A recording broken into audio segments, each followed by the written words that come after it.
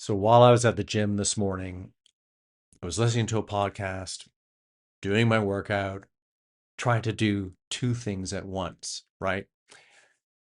And I'm thinking about effectiveness versus productivity because we live in this world, whether you're working in manual labor or whether you're in a leadership role, where it seems we're all expected to create something for output. Our productivity, why did I say that in a funny way the first time, is the thing that's most valued and most measured. Did you reach this goal of creating so much money in donations this year? Did you reach the goal of delivering this new program to your clients? Did you reach this goal of completing a new app launch or whatever it is your work is? I believe that your efforts should not lead to burnout, should not lead to overwhelm. Now, that can be easier said than done because we are indoctrinated by an economy that is focused on capitalism, that is still rooted in the precepts of the Industrial Revolution, meaning we're trying to find these efficiencies for production. Think of a manufacturing plant that creates cars. All these different machines that are automated, and there are people around that are having to do certain things by hand, but the machines themselves can most likely work 24 hours a day, so long as they have electricity to power them. Probably require a little bit of maintenance here and there, like anything does, because everything breaks down. But we are not machines. In the Industrial Revolution, things were trying to be developed in such a way that more widgets, more items, more products, productivity, could be created in a faster and more efficient way, which meant more income and more profit for the person that owned the company. And people on the factory floor became part of the product. They became part of the machinery. This is a problem when it influences even intellectual work and how we approach, how we show up in our day as a leader, as a manager, as a supervisor, as an entrepreneur, as a creative, thinking, well, I only have 24 hours in my day. I'm going to sleep for 8. I've got my 8 to 12 hours in which I'm going to do my work Monday to Friday. And I've got the time that I've got to walk back and forth to work or drive back and forth to work. I've got to make dinner. I've got to spend time with my spouse, my kids, my dog, whatever.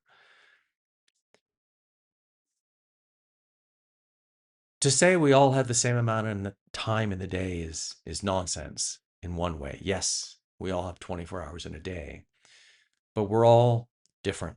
We're all unique human beings that have different energy patterns and cycles. How we approach the meaning that gives us the enthusiasm and the energy and the emotional state for the work we approach. And we're also living in a very complex, busy, challenging world at the moment with things that are happening politically, with what's happening with the climate, with outside my window, a new building is going up. They're digging the foundation. So I have Monday to Friday from about 7 a.m. till 5 p.m. noise. I have the window closed. What are the distractions? What are the things that make your productivity difficult? Well, I want to ditch the word productivity and leave productivity to industry in the sense of how we use that as a way of measure.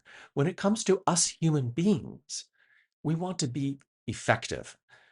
I got some clarification about this some time ago from my coach, when I was focusing on efficiency, efficiency, efficiency. Well, efficiency is a measure of productivity. Efficiency goes back to the factory room floor working on cars. How efficient are the people that manage the machines? How efficient are the machines in doing things correctly, more quickly? And what are efficiencies to cut cost? What are efficiencies to reduce the amount of time it takes to do things? Instead, effectiveness. Effectiveness is a much broader, more humane term. So let me just look at a couple of notes that I've written down to prepare for this.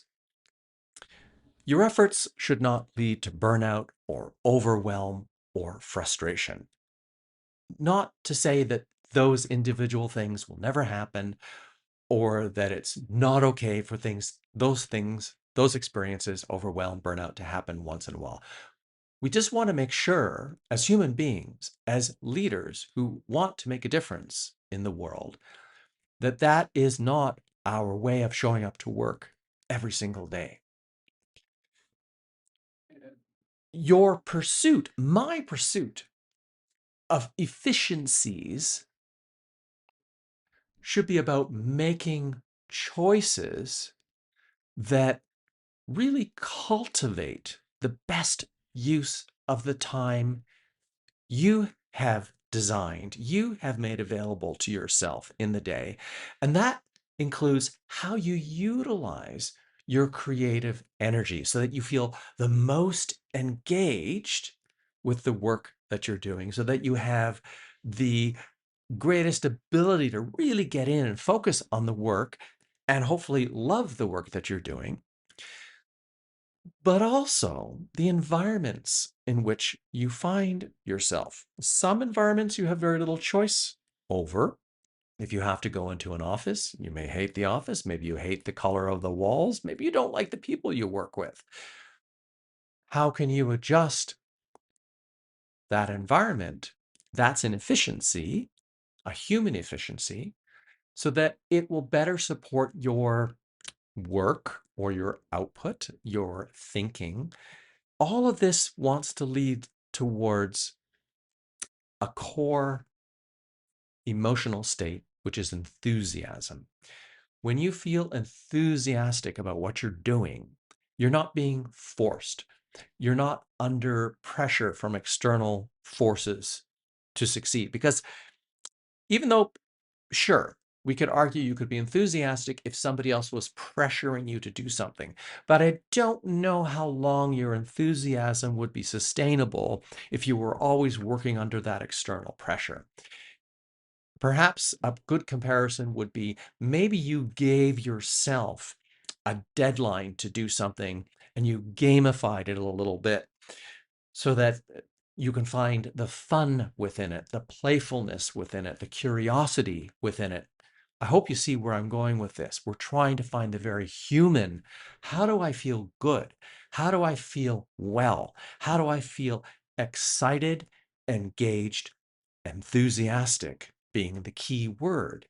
Because when all of these things work together, then you create, you support effectiveness at being able to put the time, the energy, and the effort into what you want to accomplish instead of measuring yourself against this inhumane evaluation of, was I productive? Did I output? Did I do so many widgets in my day that was expected of me or that I expected of myself? We are not machines. We do not produce items like that in a factory, like I said.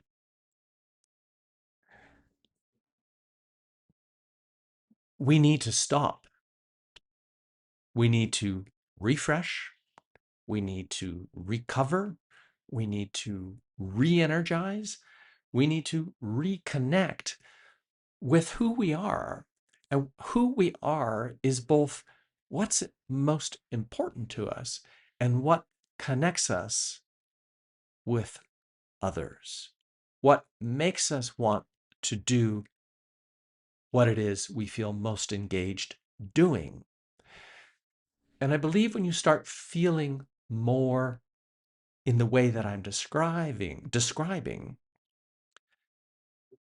your efforts are going to feel less stressed, which is not to say that there won't be stressful moments. If you can see when things are getting out of control, you can ask yourself, am I leading with, am I working from a place of enthusiasm, or am I working from a place of trying to produce? As soon as you move into trying to be productive, I've got to create product. That is something outside of yourself versus, am I enthusiastic about what I am doing? Enthusiasm and being effective puts you in the moment, the doing, the being and the doing combined. Because when you get to that output, that final product, whatever goals or outcomes you are agreed to do in your workplace or that you established for yourself if you're an entrepreneur or self-employed, that final product, that thing you've created, be it a book, be it a program, be it that you've raised so much money for an organization, that you've hit an income goal, once it's accomplished, it's done. It is now past tense. And you'll be looking for the next product, the next goal. So when we pull ourselves back into how we can be effective, effectiveness becomes a kind of self-care, a kind of way that we approach our emotions, our energy, our environments, and our enthusiasm so that we can show up engaged and excited even when times are challenging. If this has resonated with you, there's two things I want to ask of you or suggest or invite you to do. One, comment. What did you take from this video today? What was really meaningful and made you stop and think, I've been missing this element, or I would like to practice this way of thinking in the way I've approached productivity as sort of the be all and the end all, if that's where you found yourself. Secondly, I invite you to connect with me. Send me a private message if you want to have a conversation about how you can move from focusing solely on production, if that's burning you out and making you feel overwhelmed, and instead how to be effective and have more enthusiasm in your role as a leader.